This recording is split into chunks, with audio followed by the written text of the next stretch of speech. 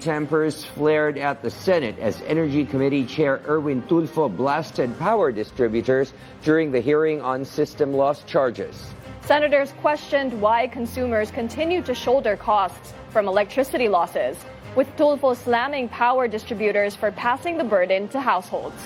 IBC correspondent Daniel Malalastas has more on this Senate hearing. Sa tao, pass on, puro pass on. Lahat na lang pinapass on. Napakagandang negosyo pala nito. Hindi ko naisip sana nagtayo lang ako ng electric company din.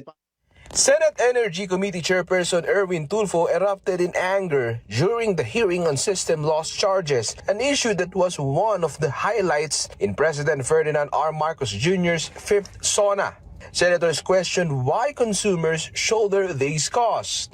Bakit hinayaan nyo ang mga distribution companies na singilin kaming taong bayan na hindi naman namin kasalanan? Nangunguna na ang Pilipinas sa buong ASEAN sa pinakamahal na residential electricity rate. O hindi na naghahabol ng mga nagja-jumper, mga nag-illegal connection kasi nga po nababawi na yata dahil sa system loss.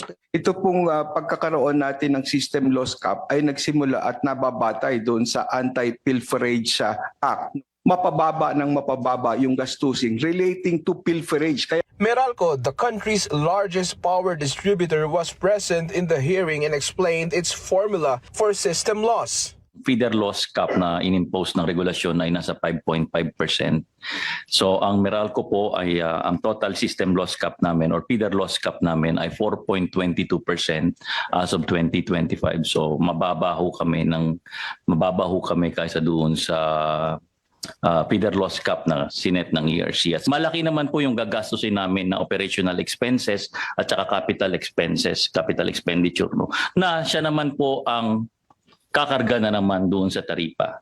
Kasi po, hindi naman papayagan ng any distribution utility na malugi sila dahil sa mga nagnanakaw ng kuryente.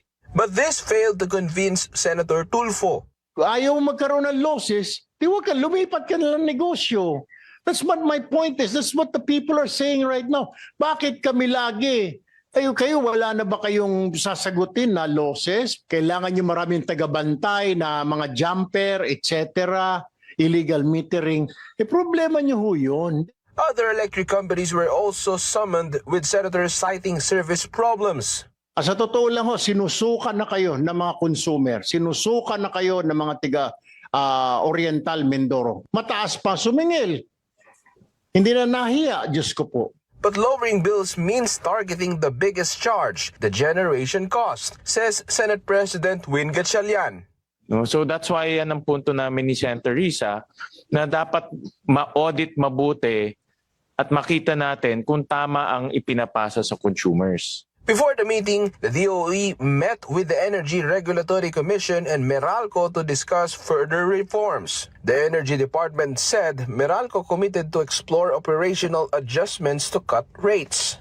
Meanwhile, the palace assured reforms are being carefully crafted to avoid burdening Filipinos, investors, and utility firms. Daniel Malalastas, IBC News.